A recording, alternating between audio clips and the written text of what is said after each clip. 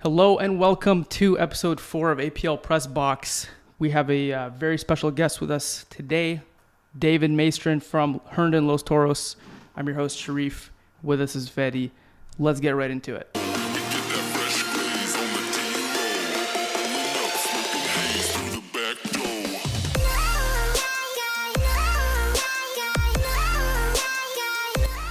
What's up, Dave? How's it going, man? It's going great. How's it going, guys? It's good, man. Good. How's the season going for you so far? Well, so far, I mean, it's going well. We're not sitting at the top of the table where we'd like to be, but it's a long season. It's a marathon, not a sprint, and it feels good, man. Feels good. We got two teams. You know, we have a team in the championship division of APL as well too.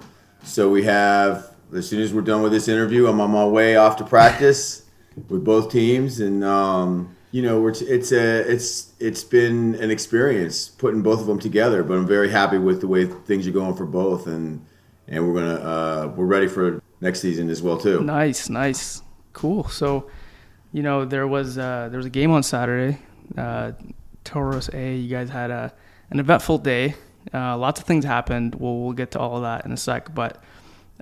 You know, the biggest thing I guess we want to, talk about is the New Paradigm donation event, right? So that was a big, a special moment for you guys and for World Class, I'm sure. Can you just tell us a little bit about like what was that? Like, people don't know what that was. So like what happened on Saturday?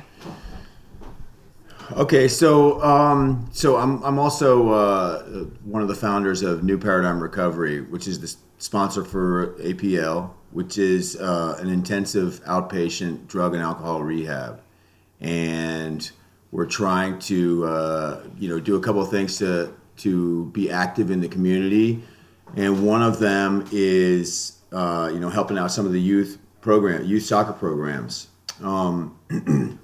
Especially with the pandemic, I think what happened was a lot of people became isolated and, weren't able to, see their friends and do stuff like that. And I think that, had we been able to get a lot more kids out into, playing soccer and doing stuff like that, among a variety of things, this is just one small thing, I think it would have helped a lot of people out. We saw a lot of people suffer, especially in the drug and alcohol community. There was a lot of people who kind of escaped with drugs and alcohol rather than being out doing stuff with their friends and everything. It was a really hard time for a lot of people, and so we're trying to help out in any way we can. And I love trying to help out in the recovery community, and I love soccer, and you can kind of put the two together, and we want to do some things. So. For those of you that don't know, World Class Premier, they have a great, they have their men's team, which is in first place. They're a great team. And then they also have youth program as well. They're doing great work. They've got a really close-knit community where the kids come out and watch the men's team, and we really admire it. We really like what we see going on there. And so, we just want to make sure that we have that all the kids who maybe can't afford it or whatever, or are having a hard time because sometimes soccer is expensive, that they get that opportunity. And so the World Class was the first organization we did that with. We're also going to be working with DMVFC here shortly to try to help them out and just try to be a part of giving back a little bit to the community. And I think it's going to be, I'm really excited to see what happens there and some other places, and we have some great things coming up. That's awesome, man. No, that's really awesome. And I mean, honestly, me personally, I haven't seen like anything like that before. At least not from like the position that you guys are in, and like World Class is like a rival team, and it's like these things sort of like go past that, and it's like you guys are thinking about like the bigger picture and just like trying to get the community together and like actually do something good. So I actually have a question for you, Dave. So I watching the video, I saw you mention that you guys are aspiring to be similar to World Class. Right. Is that something in the near future, or is that kind of like a long-term project that you have? It's a longer term project. I mean, right now, so Dre works for DMVFC, like I just said. I was actually on the phone with a woman who runs that organization today, and I'm going to do something similar with them. And I'm just really, more than anything right now, I'm just trying to help out some of the others that are around. And then, I don't know if it's going to happen or not.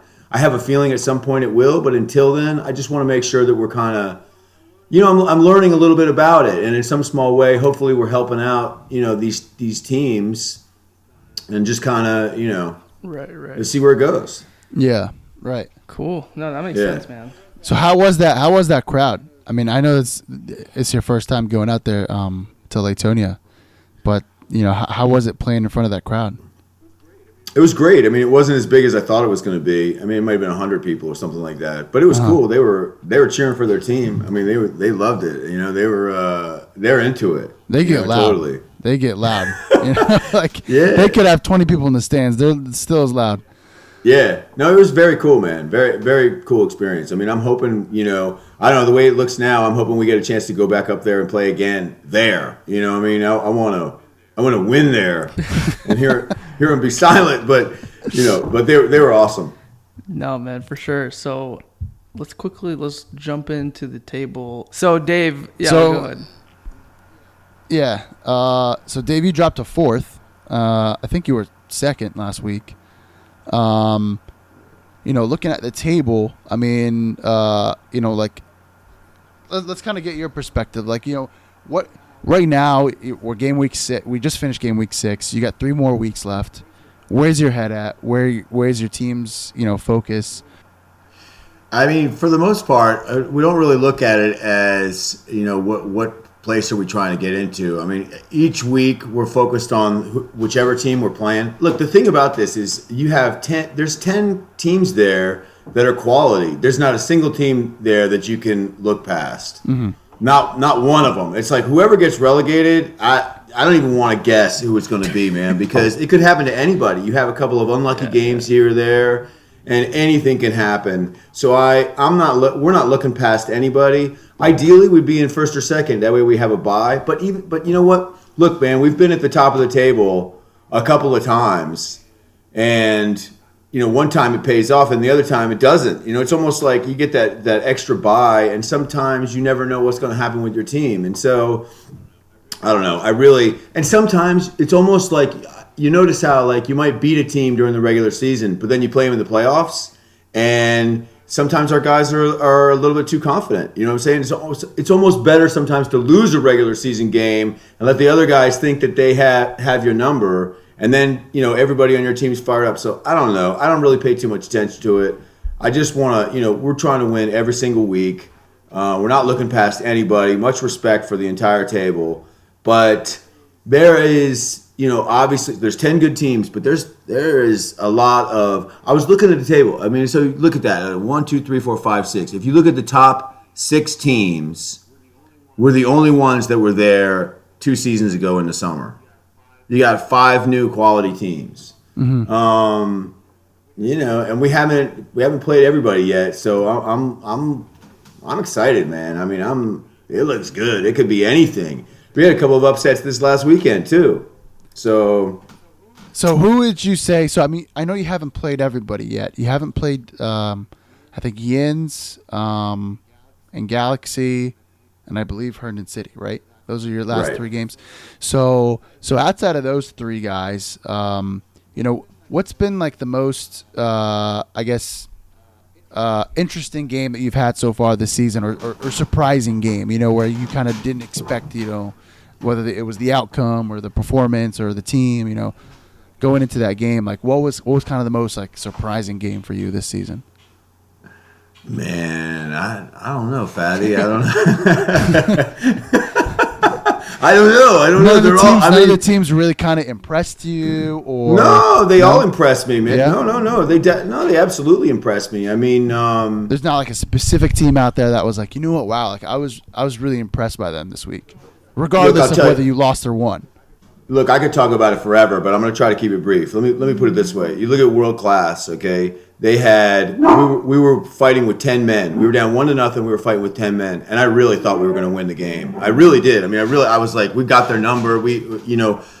But they are very well coached. Okay, hold on, my dog is making noise. They're very well coached. Okay, and so they took advantage of the fact that we had 10. We had 3 in the back line, and they knew to play their wings outside, and there's certain things about teams. They're well coached. Okay, much respect for them. Fighting Bods, their front line was incredible. They were really good. Alexandria, man, they've played us tough the 2 times we've played them. They have really solid midfield, very dangerous striker. Loudon Inter. Look, we've been playing against Loudon Inter or a Mario coach team since long before APL was in existence, man. I mean, we've been rivals for a long time, and that goes back and forth and back and forth. We love banging it up with those guys. Tyson's is always tough. Same with Dulles and Herndon City. We haven't played Virginia Galaxy yet. So, I mean, I could go into tremendous detail on each one, but I don't want to bore everybody. But every one of these teams has got their own characteristic and the things that are really good about them. And I just know I can't emphasize it enough, man. You overlook any one of these teams, and you could be in trouble. But fortunately, our focus is really just on ourselves and just playing our game and making sure we do our thing. We really believe that if we do that, we're going to come out on top. This might be a funny one. I'll ask you a couple questions about your team, your players. And I'll ask you a question like, who was the funniest on your team? And you can just answer by giving me the name.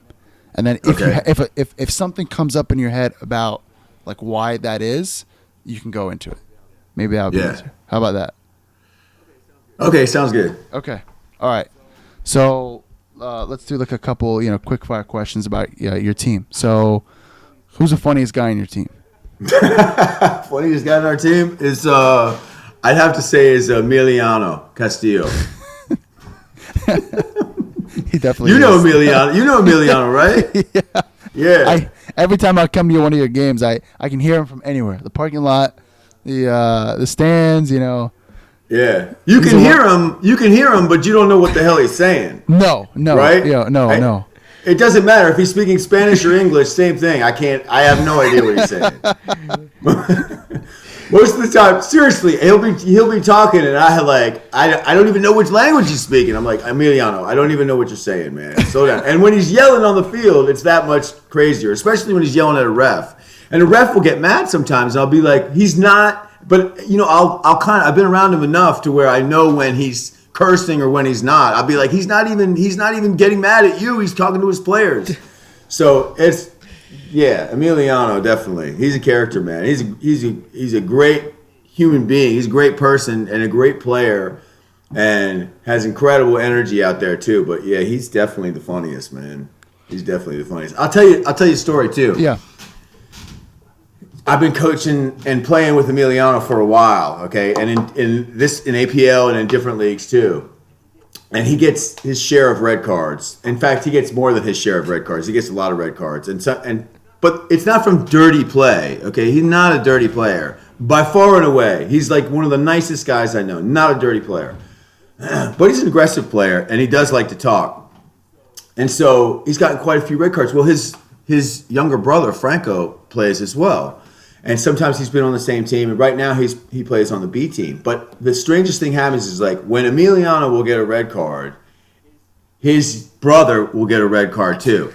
Either, for whatever reason, it's almost and it's always Emiliano gets it first, and it's always Franco gets it second. And it's happened so many times. So Emiliano gets a red card on Saturday. He was doing, I didn't like the call. Okay, it was 2 yellow cards really, but. It was, but whatever. Okay, he was doing a little bit of talking. Again, I don't know what the hell he was saying, and I heard it, and I don't know what he was saying. But so on Sunday night, we have the B team game, and Franco's playing there. And I told him, I was like, Franco, you know what happens when Emiliano gets a red card. I was like, yeah. And he's laughing, and he's like, yeah. I was like, you know what this means. I was like, do not get a red card tonight, okay? He's like, okay. He goes into the game, he gets subbed in. 2 minutes into the game, he's got a yellow card. I was like, Franco, what are you doing, man? So bring him out and talk to him again. I was like, just take it easy. And then he played a little bit longer. And then after that, we were just like let's get out of here before he gets one. So, trying to break the curse. Is he a defender as well? I'm sorry? Is he also a right back? Well, he plays a lot of positions. He was playing striker for us on Sunday night. Yeah. Man, maybe he's got a little competition with his brother, man. It's like man. pride He's thing like, or something. You can't get more red cards than me. Emiliano got a red card one time, and Franco was on the bench, not dressed out, just wearing street clothes, and got a red card. The ref gave him a red card because he was, talking so much trash or whatever. So, yeah, it doesn't matter if he's there or not. He can get a red card. Wow. Yeah. So no, but they're both great. I mean, I'm not making fun of them. I love those guys. Yeah. So who's the most? Who'd you say is the most skillful player? Woo. Well, when not you necessarily say, the best, just the most right? skillful. Yeah. Well, I would say the most skillful player on our team is Alejandro Nera. He's a striker, and man, I played on teams with him when he was like 16, like 9 or 10 years ago, something like that. And now I coach him, obviously, and he's always been the best player. I mean, he's kind of like a local legend in the Loudoun County, Sterling area. He's just an amazing player. He's so shifty, right? I mean, he's so shifty, man. He's so deadly, dude, and not just shooting, passing, and everything else. And he's extremely humble as well, too. So, I mean, you try to get him to talk sometimes, and he's out there on the field. He's like, "Hey guys, let's go." He doesn't talk much, but I used to play pickup with some guys back in in the George Mason area, and I used to see him a lot. Yeah. And I remember your guys' first season, his first game, Sharif actually interviewed him, and he was even like nervous, because the way he plays, it's like you feel like he would have like this kind of cocky attitude, and all. But you talk to him after the game, and he's like he's kind of reserved, and I wouldn't say shy, but and then he said the whole I know that thing has been it's like a big like joke and with like a lot of the players that they always tease him with is like doing the thing. Oh yeah, what was he it? said we did the thing. Remember? We did the thing. We did the thing. And it's been a thing. Like every time I see, like whenever we come and maybe do like an interview or something, everybody always wants Alejandro to go do it because he messed up in that first interview. Yeah. But totally. man, he's a fun guy to watch. He's a really really fun guy to watch. Yeah, he is. I tell you what, another player who is really skillful too, but is kind of a lot of times is going to be the determining factor on whether or not we win or lose. There's a lot of them, but another one would be Brian Montana, who plays either center back or, with Kevin, or he'll play the 6. Uh-huh. And a lot of times I just know, I'll be like, when we're playing against a really good team, I'm like, this game is going to be determined by Brian, and whether or not, because everything's going to go through him at the 6 or at the center back, and he just brings such a fire and an energy, and I mean, just like always sprinting and everything, just giving everything. That he's another player that he doesn't get a lot of credit because he doesn't score as many goals and everything, but he is kind of like the juice. And it's funny, on the game of World Class Premier, we had a corner kick or something, and he came running over to the sideline, and he was like, give me the spray. And I was like, well, what happened? He was like, he points to his ankle, and he's got his socks on and everything. He's like, spray, and so I spray it or whatever, and I was like, you're okay? He's like, yeah, I'm fine. He sends me a picture after the game of his ankle. It looks like a freaking Goodyear blimp. I mean, it's like enormous. And he played the whole second half with that thing, and you never would have noticed. Wow. It was just like, yeah, man, stuff like that. You just can't, you can't put a price on that kind of stuff. It's just amazing. So there's a lot of guys. Honestly, yeah. I could keep going, but yeah. So as we're kind of getting to know, some of your team here, you want to tell like the viewers that probably don't know who Los Toros are, like kind of give a little background on how the team was formed and how you guys kind of made it to APL. You can kind of just keep it short, like if you want. You don't have to go into too much depth, but Yeah. Just kind of give people kind of background of like who are the Los Toros, and like how did they come play in the APL? So Los Toros was originally the Federals, and a friend of mine, hey, a friend, Joey, We're keeping that in there. yeah, all right. It was the Federals. There's a guy named Carlos, and he was training kids and coaching teams and stuff like that. And I used to do some of that with him. And then also I brought Joey, my son, who's just walking by in his underwear, into to do that. And he had a team, and we used to play and everything. And then after a while, he kind of grew out of it. And so about 5 years ago, I was like a player coach. And almost everybody's younger than me. You know what I mean? They're all, like 18 and up or whatever. Mm-hmm. And we've started playing in like FXA and Loudon and stuff like that. And it really the competition wasn't that great, and the leagues were kind of crap, and you know the deal. And so then we played in Herndon League, which was an experience. It's great. I love the Herndon League, but it's definitely different. It's a little more violent. Violence is condoned sometimes. I don't know the best way to put it, but street soccer. It's street soccer. Yeah, but it's a great. It's its own thing. I mean, I love it. I'm not saying anything bad about it. We had a lot of great experiences there, but it's definitely it's not APL. Let's put it that way. The talent is there. I mean, the talent is extremely high, but it's not sports car. as organized. Like a sports car without seatbelts. Yeah, off road, over a cliff and stuff like that.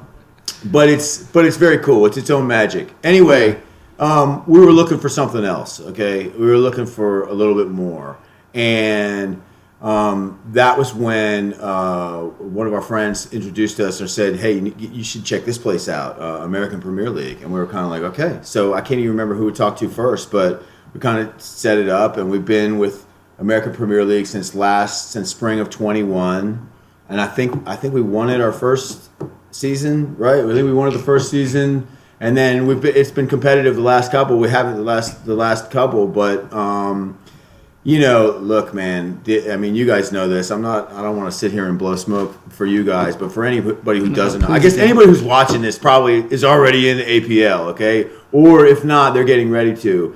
Our experience with it has been extremely positive, and to be a part of helping it grow and watch it grow, it is pretty amazing. And to see where it's going, I don't know. The sky is the limit. But right now, there's a couple of things that are really unique about it. Number one is you guys yourselves, okay, and some of the other guys like Adele and Kia who are working with everybody and trying to make things happen. Trying to listen to the coaches and listen to the players and make adjustments and get input rather than just like, no, this is the way it is. We don't even want to hear your opinion. And so I feel like we're actually a part of it. And then, doing little things like this, like podcasts and the videos that are on Instagram and the highlights and the men of the match. And I could go on and on and on, but we really feel like we're a part of something cool. And it's a platform where, like, look, I'm trying to do something and give back, like I said, to the kids and for youth soccer. Okay, I believe that gratitude is an action, and what that means is that it's one thing to sit here and say, "Hey, I'm really grateful. I'm really thankful. Thank you, for really grateful to be in the position I'm in." But I believe gratitude is an action, which means you can't just say I'm grateful. You have to say I'm grateful, and therefore I'm going to go do something for somebody else. It's wonderful to pay back someone or whatever when they do something for you, but I think it carries a lot more power when you show that gratitude by doing things for other people and not expecting anything in return. It's we're doing everything we can to try to lift everybody up, to bring everybody an opportunity, especially to play soccer, but just to get clean in general. So, my personal experience is I'm a recovering drug addict and alcoholic. I've been clean and sober for over 20 years. Mm-hmm. And I know what it's like to be trapped in that world. And, no matter how many people you're around, you're kind of alone all the time. You're kind of in this bubble. And a lot of times that starts with not having an outlet for your emotions and for the energy that you have. It's like I really felt like had I been playing more soccer when I was younger, I may not have been got so easily gotten into drugs. I don't know, maybe I would have, but the point is that I didn't necessarily have that, okay, and I do want if what we're doing helps out anybody at all, then it's a real positive. And so the message is like, hey man, we're not trying to tell anybody what to do. We're just trying to give people opportunity where they have some kind of other answer rather than moving to drugs and alcohol. Right. You know what I mean? And that gratitude that I have that I was talking about for being where I'm at, the gratitude for not being where I was, who do you pay back for that? It's really a kind of a thing of paying it forward. And so this is just a small step. And so back to what I was saying before we feel like the American Premier League is a platform to where we can kind of where we can get this message out and we can have a positive influence in the community. Dave, I kind of want to just ask you a personal question. So, sure, just like for yourself, like I don't know, but I'm sure maybe at some point you felt like I don't know if I can actually like bounce back from this. I don't know if I can change, and like I feel like I've gone too far, with my addiction. But like, what kind of would your message be, or what advice would you have for people that might feel like it's too late? Maybe not even addiction, like in drugs and alcohol, but addiction in other things, or just and maybe just bettering themselves. Where I feel like a lot of, I mean, I personally know that there's a lot of people that feel like it's kind of just it's too late. Like, what's the first step? This is who I am, and like even if I've tried in the past, I've tried to recover, I've tried to change, but it just always comes back. Like, what's kind of like your maybe your advice for people that kind of just tell them like, hey man, it's never too late. Like, you're never too old or too young. So, okay, good question. So, my view is you have to act your way into right thinking. A lot of times we approach a problem as though, man, if I could just, get it together, if I could just get it together here, everything would be okay. Then I would know what to do, and then I would know how to act, and then I could get everything in line, and I would, and I would do A, B, and C, and D. And my experience is it doesn't really work that way. It really is more, you have to act your way into right thinking. I have to start doing the things one day at a time that lead to a better life. I have to start, I have to be able to, admit that I have a problem or admit that I want to do something different, and then start doing those things on, the whatever actions lead me in a different direction on a daily basis. A lot of times people don't know what that is, okay? And so, Did you know that you had a problem? Oh, hell yeah. Yeah? Okay. So you didn't need someone to tell you? I didn't need anybody to tell me. No. Oh, okay. They were telling me anyway, but I didn't need them to tell me. Yeah. But, I mean, like, look, it was fun for a while, man. I mean, I was like, I'm not against drugs and alcohol. I'm just against drugs and alcohol for me when they were too much. And that's what happens. It's like some people can do that stuff and be fine, okay? That's cool. But there's a lot of the population, they cross this invisible line that they're not aware of that they're crossing, where they don't really have a choice in the matter anymore. And they think that they do, but they really don't. They can't stop. And I didn't know what I didn't know. You know what I mean? I didn't really have any idea how big a problem I had until it was too late. And so, the solution is severalfold. The solution is number one is hopefully kids have some kind of an outlet, like Sharif was saying, for their stress and anxiety and everything else, like sports. I mean, that's the best, okay? That's one, but because it also teaches you a lot of values about, how to interact with other people, how to feel good about yourself, how to, you're accountable for yourself, you're accountable for working together with a team. So do you not drink at all? No, So nothing. what do you do if somebody like at a social event offers you a drink? I tell them I don't drink. I mean, it's funny. Like, look, Are today you comfortable being around it? I'm comfortable being around alcohol. Like, Briefly, does it bother you, or does it for- like? it's not so much. Look, I don't. It's like if I'm hanging out at a party or something like that, and people are drinking, it doesn't really bother me. Okay. After a while, I don't enjoy being around people who are wasted as much yeah, anymore. It's just not the universe I live in anymore. Yeah, But yeah. I don't have anything against it. I just don't. It just doesn't trigger me. But I found out like today. I got 20 years. When I had like 6 months, I remember I was a friend's wedding party, or engagement party or whatever, and I found that an hour into the party, I was standing by the bar and I drank like 7 Diet Cokes in an hour, and I was like, I was just doing. I felt like a fish in a tree. I didn't know how to do anything else, and so it bothered me then.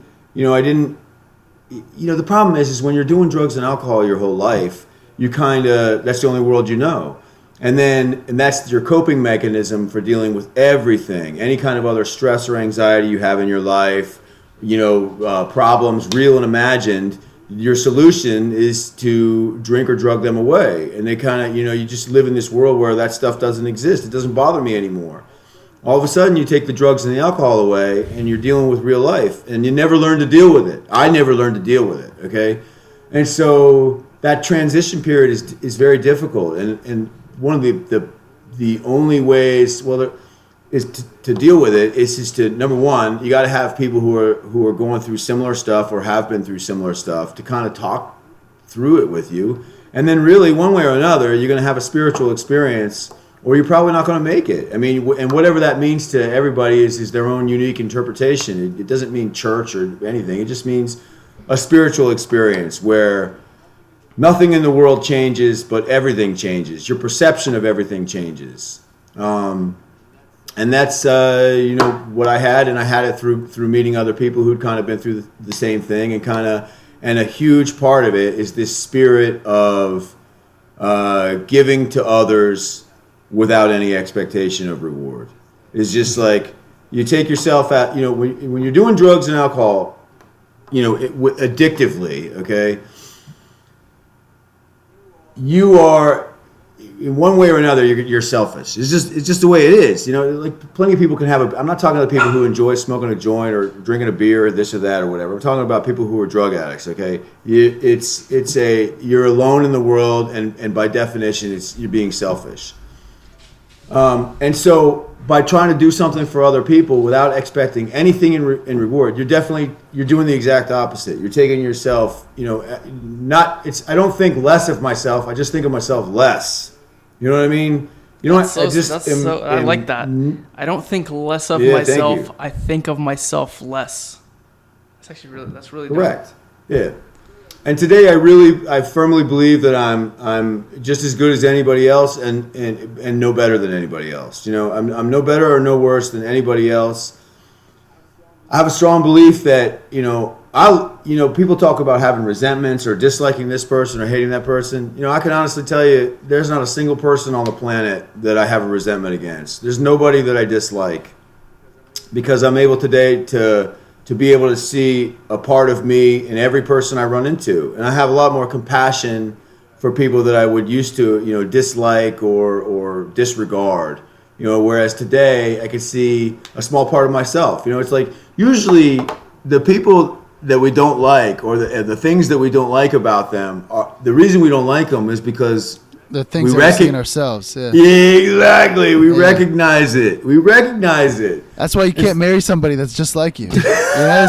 All these people that I was like, man, like I'm dating this girl and we have so much in common. I'm like, well, that's gonna end soon. Yeah, right. That's over. It's over before it started, man. Yeah.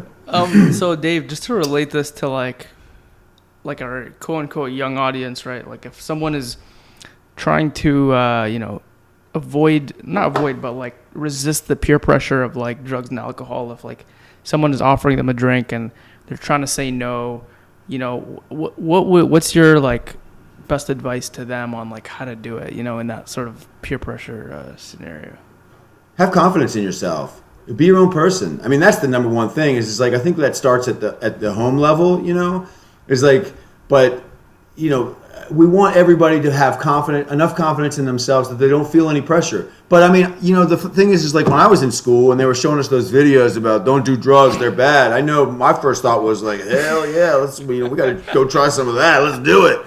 I think you can almost lead people to it by saying don't do it. You know what I'm saying? And so it's just a question of how everybody feels about it. But I mean, man, it's a different world now than it was even 20 years ago, but especially like a longer ago than that. It's just like, you know, if you feel like you have a problem, there's a lot of different people you can talk to. I mean, there's a lot, you know, you can call, you know, different hotlines. I'm sure you probably are going to end up knowing somebody who's had a problem. Right. And that's why I don't have a problem talking to people and putting it out there and just saying, hey, this is who I was. Because I feel like, you know, people think that demeans my character or they think less of me because of it. That's okay. I see some of the younger generation a lot more comfortable with the idea of like, hey man, I don't party, I don't do anything. Yeah. And whereas I think when I was growing up, I didn't know anybody like that, you know. And so I think they do have a lot more confidence now to be able to just say, you know, I can take it or leave it. Nowadays, 100%. Yeah. Nowadays, it's definitely more. I think the whole peer pressure thing is not as big of a problem as it used to be. But I think the biggest problem now is people. Go ahead. Is people coming out, you know, and saying like, "Hey, listen, like, you know." Here, look. This is special guest. This is I tried to get him. I was like, "Hey, don't, you know, at some point, like when he was 16, 17, I was like, don't you like, you know, want to try some beer? Don't you want to, like, you know, he's never done anything. I'm like, why don't you just, you know, smoke a joint or something sometime? Don't you think?" He's like, that's his rebellious He's never side. done anything. He didn't want to do anything his dad wanted to do. That's why he's doing the opposite of it. Well, I didn't like want him to do it, you know, but I was kind of like, you know, I didn't want him to, but I was like, it's okay. And it's a perfect example of somebody who's like, hey man, I'm comfortable in my own skin. I'm cool. You know, I'm cool with myself. I can you know, be comfortable with who I am. That's what I've tried to give, you know, everybody I come into contact with, but especially my son, obviously, and daughter, and the team, and the guys on the team. Is just like, look, man, you know, I tell them almost every time at the end of practice, this is your team. It's like, you guys may not realize it, okay, but you have the ability to decide who you guys want to be. You know, both as individuals, but also as a team. Who do you guys want to be? He's like, do you guys want to be the best team in the league? Do you guys want to be a team that other teams fear and they don't want to play us? Because if that's who you want to be, start acting like it. Start acting your way into right thinking. You don't get to just walk out there one day and be champions, and then all of a sudden you act like champions. It's like, no, you have to act like champions now. You have to do what champions do now. You have to carry yourself like a champion, and that doesn't mean be arrogant. That means put in the work. You know, be accountable for your own actions. Do all the things necessary to become a champion, and it'll happen.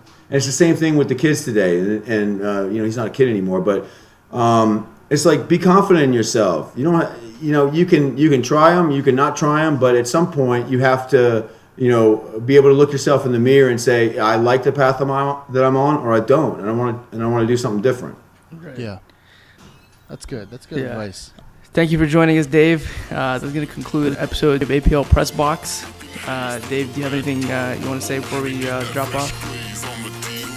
Yeah, I got something I want to say. I want to say, Vamos Toros, let's go.